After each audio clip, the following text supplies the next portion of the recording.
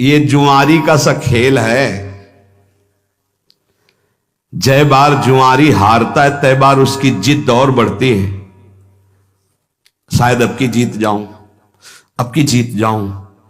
ऐसे ही साधना में होता है। ऐसा नहीं कि एक बार में ही जीत गया, कई बार साधक दांव हार जाता है। अच्छे अच्छे खिलाड़ी हार जाते हैं। बहुत गंभीरता से समझना, निराशा नहीं आनी चाहिए, नहीं तो फिर असली में हार जाएंगे हम। निराश तो नहीं होना, ये हमारी प्रार्थना है। साधक कभी निराश न हो कि अब क्या होगा, अब तो मैं हार गया। कुछ नहीं हारे, अंतिम श्वास तक हारना नहीं है, हारते हुए भी हारना नहीं। ये बात मान लेना। मैं हर बार कमर कसूंगा, अब की शायद जीत जाऊं, अब की शायद जीत जाओगे, निकल जाओगे। जब राग द्वेष की वृत्ति उत्पन्न हो तो साधक निराश ना होवे, अभी तो बहुत सावधान हो जाए, उदास ना होए, निराश न। देखो ये जुआरी का सा खेल है। जय बार जुआरी हारता है तय बार उसकी जिद और बढ़ती है। शायद अब की जीत जाऊं, अब की जीत जाऊं। ऐसे ही साधना में होता है। ऐसा नहीं कि एक बार में ही जीत गया, कई बार साधक दांव हार जाता है। अच्छे अच्छे खिलाड़ी हार जाते हैं। बहुत गंभीरता से समझना, निराशा नहीं आनी चाहिए, नहीं तो फिर असली में हार जाएंगे हम। कई बार ऐसा होता है जीवन में, कई जगह राग हरवा देता है, हमको फिसला देता है। फिर एकदम सावधान हो। जैसे जुआरी के, अगर अब की जीत गए तो पूरी बाजी जीत जाएंगे, शायद अब की जीत जाएं, तो वो तो जीते ना जीते, जीता तो हारा, हारा तो हारा। और यहां हारा तो जीता और जीता तो जीता। ये अध्यात्म है। निराश तो नहीं होना, ये हमारी प्रार्थना है। साधक कभी निराश न हो कि अब क्या होगा, अब तो मैं हार गया। कुछ नहीं हारे, एक नया अनुभव मिला हारने से। जानबूझ के मत हारना, अनुभव नहीं मिलेगा। फिर अगर फिसल गए हो तो अनुभव मिलेगा।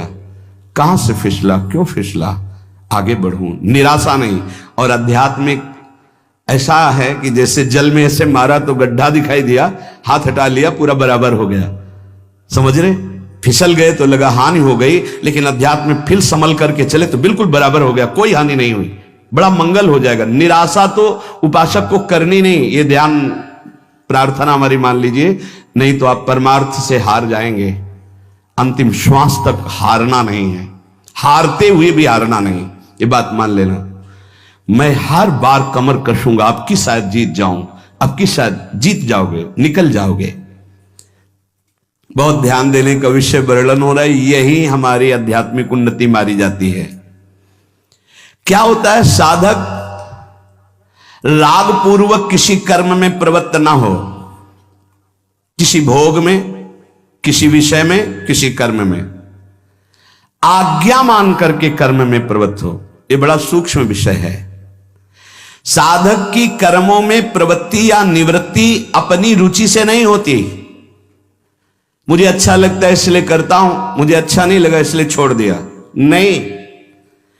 वो आज्ञा पर करता है, आज्ञा पर त्याग करता है, इसलिए उसका करना राग पूर्वक नहीं और त्याग करना द्वेष पूर्वक नहीं है। वो आज्ञा पे चलता है, साधक है। शास्त्र आज्ञा, गुरु आज्ञा। ध्यान दीजिए, हमारा हर कार्य अब जो ही कहें करें हम सोई, आयस लिए चले निज दासी। राग द्वेष की सत्ता ही नहीं रह जाएगी। हमारा जो कार्य होता है वो शास्त्र आज्ञा, गुरु आज्ञा से होता है। अगर हम किसी कार्य में प्रवृत्त होते हैं तो आज्ञा, कर्तव्य। अगर निवृत्त होते हैं तो आज्ञा, कर्तव्य। हमारा कर्तव्य ये नहीं करना चाहिए, शास्त्र आज्ञा, गुरु आज्ञा, इसलिए हम नहीं करते। द्वेष पूर्वक त्याग नहीं, राग पूर्वक ग्रहण नहीं। जब राग द्वेष पूर्वक क्रिया की जाती है तो उसका फल उत्पन्न होता है, और राग द्वेष का फल पतन के सिवा और कुछ नहीं होता, पतन। जब साधक संसार से अलग होकर भजन मार्ग में अध्यात्म की उन्नति प्राप्त करने की चेष्टा करता है, बहुत सुंदर बात कह रहे हैं, उसी समय उसके हृदय में बड़ी बुरी बुरी स्फुरणाएं प्रकट होती है। सब साधक सावधानी से सुने। जब साधक संसार का त्याग करके सच्चिदानंद की प्राप्ति के लिए भजन में लगता है तो उसके हृदय में, अंतःकरण में बड़ी बुरी बुरी स्फुरणाएं प्रकट होती है। साधक घबरा जाता है। भगवान यहां आश्वासन दे रहे हैं साधक को, स्फुरणाओं से घबराना नहीं। इन स्फुरणाओं की सत्ता नहीं है कि तुम्हारा कुछ भी बिगाड़ सके। ये उत्पन्न हो रही हैं जो थी पहले, अब नष्ट हो रही, प्रकट हो करके। सिद्धांत है ये नष्ट हो रही है क्योंकि तुम भजन परायण हो। पर चूक अच्छे अच्छे से हो जाती, कोई समझ नहीं पाता नष्ट हो रही, वो उसी में तन्मय होकर नई क्रियाएं कर बैठता है।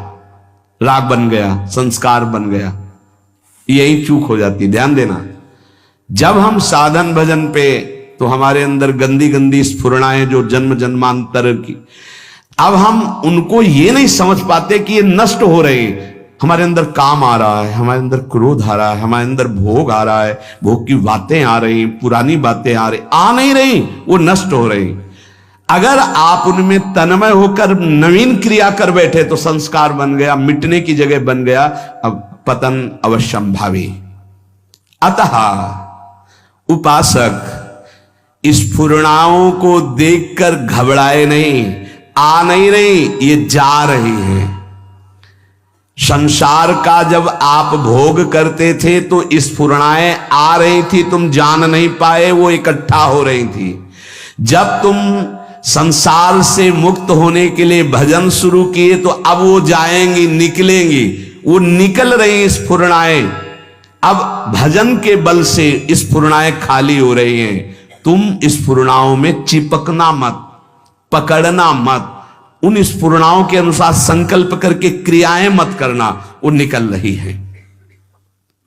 साधक को चाहे अच्छी स्फुरणा हो या बुरी स्फुरणा, बिल्कुल न राग करना न द्वेष, दृष्टा मात्र बने रहना है। भजन क्या आ रहा है बस देखते चले जाओ। जैसे हम रास्ते में चल रहे हैं, बोर्ड में लिखा है ऐसा ऐसा ऐसा, तो पढ़ लिया, चल दिया, कोई मतलब तो है नहीं, तो हम ऐसे पढ़ रहे हैं अंतःकरण में। ये आई बुरी स्फुरणा, ये अच्छी स्फुरणा आई, ना हमको डरना है, ना घबराना है, और न चिपकना है, ना अच्छी स्फुरणा में ना बुरी स्फुरणा में। क्या हुआ? राग द्वेष दोनों मिटते चले जा रहे हैं, क्योंकि अच्छी स्फुरणा राग की है और बुरी स्फुरणा द्वेष की वृत्ति पैदा करेगी। अभी जो हमारा हो रहा है वो राग द्वेष से नहीं हो रहा, गुरु आज्ञा से साधना हो रही है। सावधानी पूर्वक यदि तटस्थ माने दृष्टा बन करके इन स्फुरणाओं की उपेक्षा कर दे तो राग द्वेष रहेगा ही नहीं। राग द्वेष के वशीभूत होकर संसार के सब प्राणी कर्म कर रहे हैं। राग द्वेष पुष्ट होता है तो प्रकृति उसका स्वभाव अशुद्ध कर देती है। अशुद्ध स्वभाव होने के कारण वो भोग प्रधान बन जाता है। जिसकी प्रकृति राग द्वेष रहित होती है उसका स्वभाव शुद्ध हो जाता है। शुद्ध स्वभाव होने पर योग हो जाता है प्रभु से, अशुद्ध स्वभाव होने पर भोग बनता है प्रकृति का, संसार का।